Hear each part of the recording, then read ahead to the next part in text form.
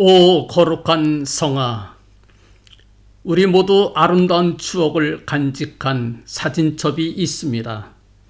여리고의 뽕나무는 삭개오의 잊을 수 없는 감격을 간직한 사진첩이었습니다.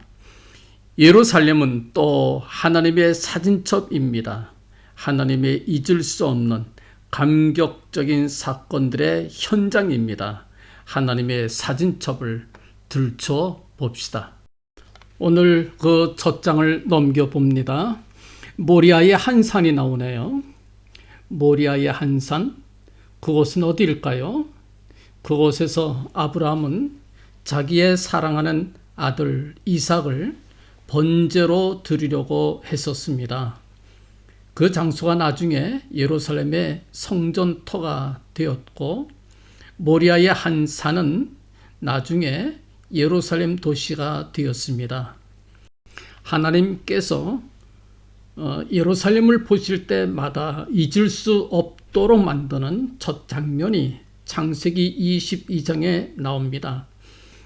이 장면과 우리 주님께서 십자가를 지신 골고다의 장면은 인류 최대의 미스테리고 인류 최대의 감동과 감격을 주는 말할 수 없는 명장면입니다. 가장 처절하면서도 가장 아름답고 가장 이해하기 힘들면서도 가장 감동적이고 능력 있는 이 장면을 우리가 하나님 은혜 가운데 살짝 들춰 볼 것입니다. 인류 최고의 명장면, 가장 아름답고 감동적인 장면으로 여러분들을 안내하겠습니다. 그러기 위해서 근본적인 질문을 제가 해야 될 것 같네요. 왜 하나님께서는 아브라함에게 아들 이삭을 바치라고 요구하셨을까요? 사람을 번제로 드리라. 아브라함 이전에도 하나님께서 인류에게 이런 요구를 하신 적이 없었고, 아브라함 후에도 이런 요구하신 적이 없으셨어요. 오직 단 한 번 아브라함한테만 이 요구를 하셨습니다. 그 의미가 참 깊어요. 아브라함이 언제 하나님한테 아들 달라고 기도하거나 그렇게 했나요? 아니에요. 하나님께서 아브라함에게 일방적으로 아들 주시겠다 약속하시고 또 그 말씀 이루시고 그 귀한 아들을 그 품에 안겨주셨습니다. 그래서 얼마나 아브라함이 애지중지 이삭을 키우었는지 몰라요. 하나님 앞에 감사하고. 그런데 이제 와서 다시 그 아들을 제물로 바치라고 하는, 어떻게 보면 참 황당하지요. 무리한 요구를 하나님이 하시는 거예요. 그 1절에 그 목적을 밝히셨습니다. 하나님께서 아브라함을 시험하시려고, 그런 말씀이 나오지요. 나중에 이제 아브라함이 이삭을 번제로 드리려고 하다가 나중에 이제 숯불에 걸린 수양을 대신하여 번제로 드립니다. 12절에 가면 이런 말씀이 있어요. 하나님께서 말씀합니다. 내가 이제야 내가 하나님을 경외하는 줄 아노라. 그런 말씀을 하셨어요. 그러면 우리 논리적으로 생각해 보면, 그러면 그 이전에는 모르셨단 얘기인가요? 전지전능하신 하나님께서 모르셨단 얘기입니까? 이거 어떻게 이해를 해야 되지요? 하나님께서 아브라함을 시험하신 목적, 여러분들 이 질문을 염두에 두고 우리 잘 한번 살펴보도록 하겠습니다. 이 문제를 풀기 위해서 우리는 먼저 그 등장 인물들이 누구인지 한번 살펴볼 필요가 있겠어요. 누구 등장합니까? 아브라함이 있지요. 그 다음에 또 아들이 있지요. 이삭입니다. 그런 후에 두 사환이 나옵니다. 그리고 또 누가 있나요? 아, 그렇지요. 하늘에 하나님 아버지께서 계시지요. 여러분들, 근데 이제 아까 12절의 말씀을 제가 읽어드렸습니다마는 이 하나님께서 내가 이제야 내가 하나님 경외하는 줄을 알았다. 이제야 알았다. 말씀하시는 그 히브리어가 참 깊은 뜻이 있어요. 히브리어를 살피다 보면은 우리 이 뜻의 이 말씀의 깊은 뜻을 헤아릴 수 있는 단초를 우리가 찾아낼 수가 있겠습니다. 히브리어에서 알다라는 말은 야다라는 말을 써요. 야다. 그러면 이거는 우리는 보통 안다. 그럴 때는 지식적으로 아는 걸 말하지요. 인식, 지식적인 면에서 안다. 이렇게 말하는데 히브리어 야다. 이거는 지식적으로 아는 것이 아니라 체험적으로 아는 것을 말합니다. 체험적으로. 예를 들면 여자가 남자를 안다. 그러면 남자의 이름이나 남자의 얼굴을 아는 그런 거로 알면 안 돼요. 큰일 나요. 무슨 뜻인가 하니 육체 관계를 통해서 육체 관계를 가졌다 그 뜻입니다. 큰일 날 일이지요. 그래서 안다 이 말은 체험적으로 아는 것이다 그런 뜻입니다. 여러분들 우리 히브리서 5장 8절과 9절 말씀 보면은 요거를 조금 이해하는데 도움이 될 만한 또 표현이 나옵니다. 그곳에서 말씀하시기를 그가 아들이시라도 받으신 고난으로 순종함을 배워서 온전하게 되었은즉 자기를 순종하는 모든 자에게 영원한 구원의 근원이 되시고 그렇게 말씀하셨어요. 그는 예수 그리스도를 가리킵니다. 그가 아들이시라도 받으신 고난으로 순종함을 배워서 온전하게 되셨다. 그렇게 말씀을 했어요. 이 본문의 말씀 읽으면 저절로 의문이 생기지요. 아니 전지전능하신 주님께서 모르는 것이 계셨나? 그런 의문이 들지요. 예. 순종함을 배워서 배웠다. 모르는 게 있었단 얘기잖아요. 어떻게 이해를 하면 좋아요? 예, 바로 히브리어의 표현을 빌리자면 지식적으로는 아시지만 체험적으로 모르셨단 얘기예요. 체험적으로. 우리 성육신 하시기 전에는 우리 주님은 이제 하늘에 계시는 영적인 분이시기 때문에 육신의 고통을 모르셨단 얘기입니다. 그러나 성육신 하시고 우리와 똑같은 몸을 쓰시고 이 땅에 오셨기 때문에 우리의 고통을 아셔요. 우리의 고통을 아세요. 그리고 우리 주님께서는 우리보다 더 심한 고통을 겪으셨어요. 십자가의 고통을 겪으신 거예요. 그래서 받으신 고난으로 순종함을 배워서 온전하게 되셨다. 무엇을 위한 온전입니까? 우리의 구원자를 위한, 우리를 위하여 십자가 위에서 피 흘려 주시기 위한 구원자로서 온전하게 되셨다. 그 뜻입니다. 우리 주님께서는 육신을 쓰시고 이 땅에 오셨고 우리의 모든 고통을 다 겪으신 분입니다. 우리의 대제사장이 될 넉넉한 자격이 있는 분이에요. 그래서 우리가 그를 주님으로 섬기고 또 그에게 기도할 수 있는 것은 그가 대제사장이 되셔서 우리의 모든 고통을 아시기 때문에 우리가 그에게 기도할 수 있는 거예요. 히브리서 4장 15절 말씀 보면 우리에게 있는 대제사장은 우리 연약함을 체휼하지 아니하는 자가 아니요. 여러분들 그 헬라어 문법에서 이중 부정은 강한 긍정이 됩니다. 체휼은 무엇을 말합니까? 함께 아파하는 걸 말해요. 우리의 고통을 아실까? 아니야, 꼭 아시는 분이야. 그런 뜻이지요. 체휼하지 아니하는 자가 아니요. 무슨 뜻입니까? 우리와 같이 아파하시는 분이야. 그 뜻이에요. 우리와 같이 아파하시는 분이야. 우리보다 더 고통 겪으신 분이야. 그런 뜻이에요. 모든 일에 우리와 한결같이 시험을 받았다.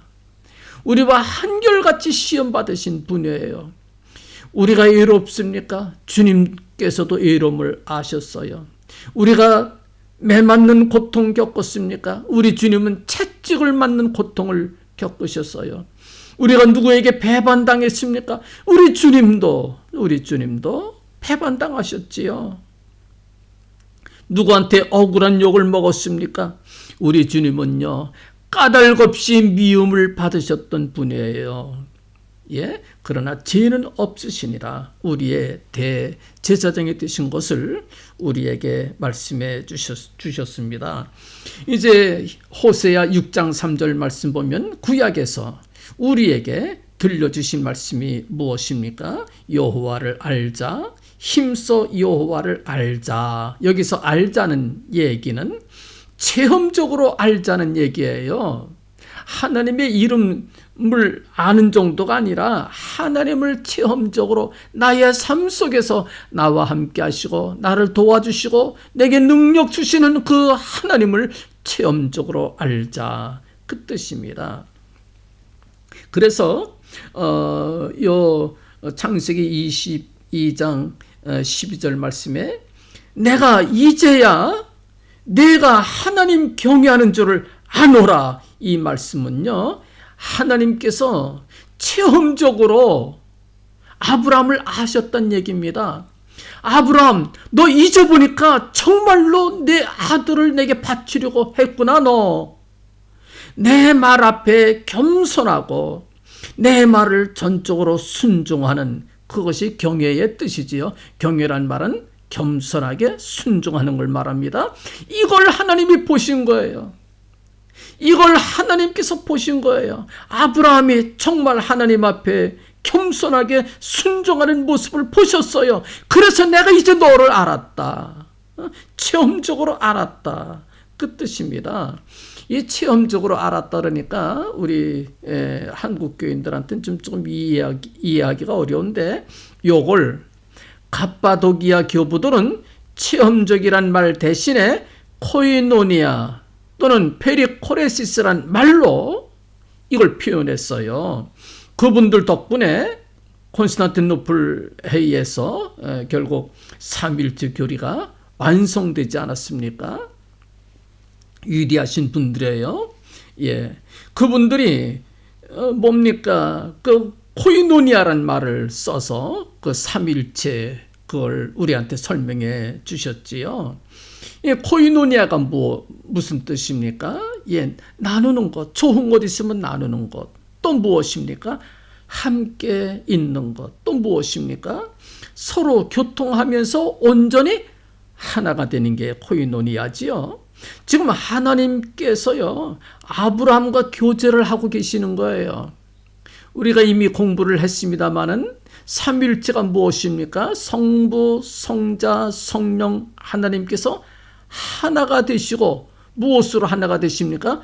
코이노니아를 통하여 교제를 통하여 하나가 되시고 우리 믿는 사람들을 그 교제 속으로 초청하시는 것이 요한 1서 거기 보면 그런 말씀이 나오지요.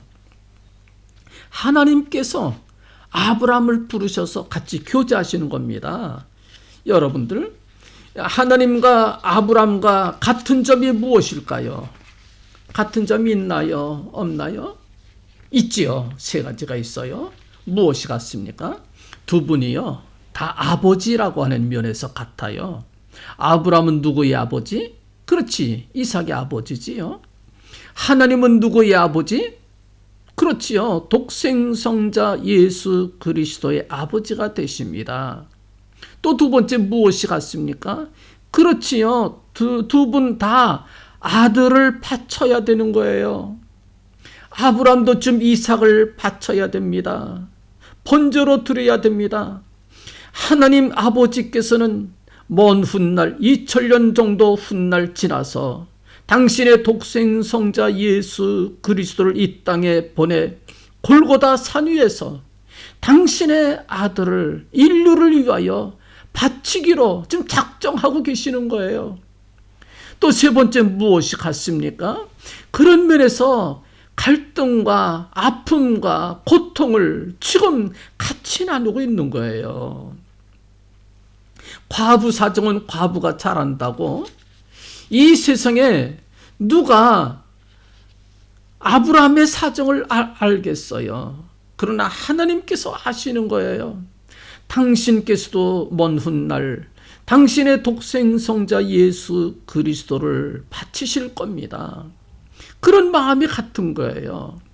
그 점에서 아브라함과 하나님 아버지는 하나가 되셨습니다. 모리아 산에서 하나님과 아브라함은 서로 교감합니다. 아픔을 같이 나눕니다. 아들을 바쳐야 되는 그 처절함을 같이 나누고 계시는 거예요. 예, 한 걸음 한 걸음 아브라함이 모리아의 한 산을 향하여 발걸음을 옮길 때마다 하나님도 같이 마음을 같이 하시는 거예요. 너 얼마나 힘드니? 나도 힘들단다. 너 얼마나 마음이 아프니? 내가 안단다. 교감하고 계시는 거예요. 먼 훗날 아버지 하나님께서도 바로 아브라함이 이삭을 바치려 했던 모리아의 한산 거기서 멀지 않은 장소 골고다에서 당신의 독생 성자 예수 그리스도께서 형벌 당하실 것을 아시는 거예요. 아들을 바치는 내 마음 찢어질 것 같지. 나도 안단다. 나도 앞으로 그럴 거야. 나도 앞으로 그럴 거야. 예, 아브라함에게는 그래도 아들 이삭을 대신할 수풀에 걸린 수양이 있었지요. 그래서 아들은 죽지 않고 수양을 대신 죽였어요. 그러나 여러분들, 하늘에 계신 아버지 하나님께는 골고다 산 위에서 십자가를 지실 우리 주님 대신 죽을 수양이 없는 거예요. 우리 주님께서 우리 위하여 십자가 위에서 피 흘려주시는데 또 누가 우리 주님을 대신하겠어요? 처절한 고통을 아버지 하나님은 다 겪으시는 겁니다. 두 아버지가 같이 나란히 이 고통을 함께 나누고 계시는 거예요. 모리아의 한 산, 그 산의 아버지 아브라함과 골고다 위에서 피 흘려주실 예수 그리스도의 아버지 하나님과 같은 아버지로서 지금 같이 교감하고 있는 것을 우리가 보게 됩니다. 그래서 하나님과 아브라함은 마음이 서로 통했고요. 하나가 되면서 친구지간이 됩니다. 아브라함을 하나님께서 부르실 때에 나의 벗 이렇게 부르셨어요. 이사야 41장 8절 말씀, 역대하 20장 7절 말씀, 야고보서 2장 23절 말씀에 그렇게 부르셨어요. 여러분들뿐만 아니라 어쩌면 하나님 아버지 곁에 독생성자 예수께서도 지금 이 광경을 바라보고 계실지 모릅니다. 특별히 아마도 이삭을 내려다 보셨을 거예요. 천진난만한 이삭. 이제 제법 힘이 청년처럼 됐기 때문에 힘이 제법 있었고, 그래서 자기를 불태울 뗄나무를 짊어지고 올라가는 이삭을 독생 성자 예수께서 내려다보고 계시지 않았겠어요? 먼 훗날 당신도 골고다에 올라가서 매달릴 그 나무를, 무거운 나무를 자기 어깨에 메고 올라갈 그 모습을 아마 바라보고 계셨을 거예요. 먼 훗날 당신도 당신이 매달릴 십자가를 지고 올라갈 걸 알고 계셨지요. 그 아들이 아버지한테 묻습니다. 아버지, 불과 나무는 있거니와 번제할 어린 양은 어디 있나이까? 그 이삭을 바라보시는 성자 예수님의 또 마음은 또 어떻겠어요? 먼 훗날 겟세마네 동산에서 당신도 아버지여, 아버지여 할만하시거든 이 잔을 내게서 지나가게 하옵소서. 3번씩이나 간절히 기도하지 않았습니까? 땀이 떨어질 때에 핏방울이 되도록 그렇게 기도하셨어요. 이삭과 예수님은 여기서 하나가 됩니다. 어떤 면에서 희생하는 마음과 순종하는 마음에서 온전히 하나가 되지요. 코이노니아는 나눈다, 함께한다, 하나가 된다, 그런 뜻입니다. 아브라함과 아들 이삭도 겸손과 순종으로 서로 고통을 나누면서 함께하면서 서로 하나가 되고 있어요. 하나님 아버지와 아브라함도 서로 고통을 나누고 서로 함께하며 서로 하나가 되고 있고요. 교제가 이루어집니다. 성부, 성자, 성령께서 코이노니아 속에 온전히 하나가 되셨고 그 교제 속에 지금 아브라함을 부르시고 이삭을 부르시고 사라를 부르셔서 코이노니아를 이루시고 온전히 하나가 되는 장면을 우리가 보게 됩니다. 이것이 카파도기아 교부들이 말한 페리코레시스지요. 페리코레시스. 어우러져서 온전히 하나가 된다.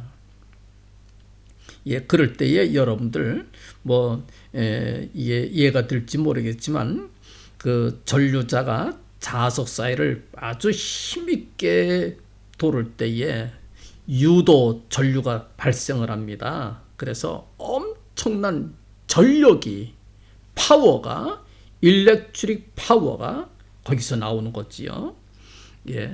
성부, 성자, 성령 하나님께서 삼일체 하나님께서 아브라함과 이삭과 사라 이 모두를 감싸 안고 서로 한 마음이 되면서 엄청난 기쁨과 행복과 폭발적인 능력이 거기서 발생하게 되는 거지요.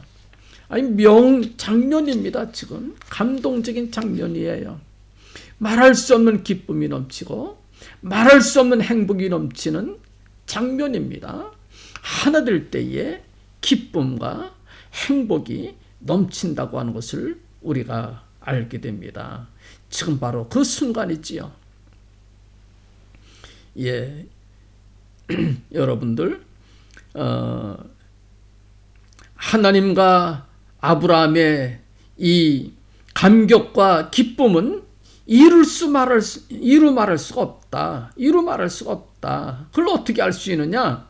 여러분들 아브라함의 고백을 보면 알 수 있잖아요. 아브라함이 그 땅 이름을 여호와 이레라 그렇게 이름을 붙였어요. 하나님이 준비하셨어. 나의 모든 삶을 다 준비해 놓으셨어. 걱정할 필요 없어. 그 뜻이에요. 걱정할 필요 없어. 다 준비해 놓으셨어. 그런 감격적인 고백입니다. 하나님께서도 무엇이라 말씀합니까? 내가 나를 가리켜 맹세하노니 맹세합니다. 하나님께서 내가 이같이 행하여 내 아들 내 독자를 아끼지 아니하였은즉 내가 너로 큰 복을 주고 내 씨로 크게 성하여 하늘의 별과 같고 바닷가의 모래와 같게 하리니 내 씨가 그 대적의 문을 얻으리라. 또 내 씨로 말미암아 천하 만민이 복을 얻으리니 이는 내가 나의 말을 준행하였음이니라. 하나님 그렇게 말씀하시는 거예요. 무엇을 말합니까? 가장 큰 복을 마음껏 쏟아부어 주신 거예요. 앞으로 예수 그리스도로 말미암아 이루어질 온 백성들이 받을 구원, 온 백성들이 참여할 거룩한 나라, 이걸 다 약속해 주신 거예요. 얼마나 기쁨이 넘치는지 몰라요. 여러분들, 이제 처음 질문으로 다시 돌아옵니다. 하나님께서 아브라함을 그렇게 시험하신 그 시험의 목적이 무엇입니까?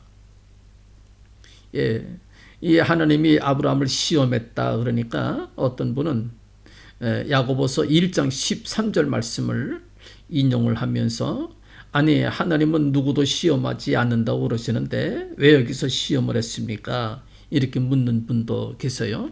아주 좋은 질문입니다. 그 질문 잘 하셨어요.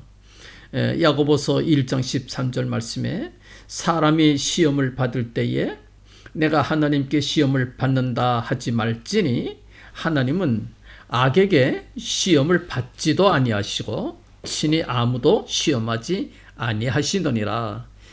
그렇게 말씀하셨어요. 이건 아주 쉽게 해결이 될 수 있습니다. 아주 근데 중요한 질문이에요. 우리 한글로는 똑같은 시험인데 영어로는 이 표현이 달라져요. 마귀가 주는 시험과 하나님께서 주시는 시험과 두 가지 시험이 있어요. 마귀가 주는 시험은 temptation이라고 그래요. 유혹 또는 미혹.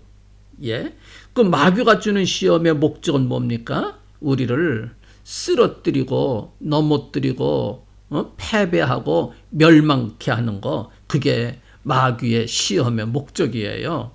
근데 하나님께서 주시는 시험은 그게 아닙니다. 시련이라고도 그래요. 트라이얼 또는 테스트 하잖아요. 왜 테스트를 합니까? 테스트 거쳐서 상 주기 위하여, 복을 주기 위하여 하나님은 테스트를 하시는 거예요. 그래서 이제 성경 말씀 보면 하나님의 사람들을 연단을 시키고 테스트를 시키고 시련을 겪게 해서 성장하게 하고 복을 주시고 또 상을 주시는 것을 우리가 보게 됩니다. 이것이 성경 말씀이에요. 신명기 8장 2절과 출애굽기 16장 4절 말씀 보면은 우리가 무엇을 알 수 있습니까? 하나님께서 우리를 시험하시는 목적은 간단합니다. 첫째, 우리를 겸손하게 하기 위해서. 둘째, 우리에게 복을 주시기 위하여 또는 상을 주시기 위하여 우리를 테스트하시는 거예요. 또 세 번째, 우리가 알아야 되는 것은 하나님께서 우리를 시험하시는 뜻이 뭡니까? 하나님과 교제하기 위해서 우리에게 시험을 주시는 거예요.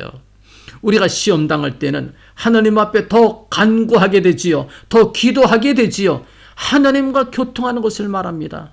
하나님 도와주세요. 내가 뭘 도와줄까? 이거 도와주세요.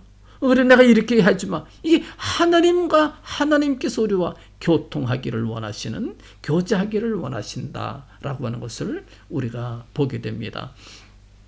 하나님께서는 아브라함을 시험하셨어요. 그리고 내가 이제야 내가 나를 경외하는 줄 알았다. 뭐를 통하여? 코이노니아를 통하여 알았다. 체험적으로 알았다. 코이노니아를 통하여 알았다. 하나님께서 그렇게 말씀하셨어요. 우리도 역시 마찬가지입니다. 우리가 어려움 당한다든지 시험 당한다든지 절망할 필요 없어요. 실망할 필요 없어요. 무엇을 말합니까? 이것은 하나님께서 우리를 겸손하게 하시는 것이다.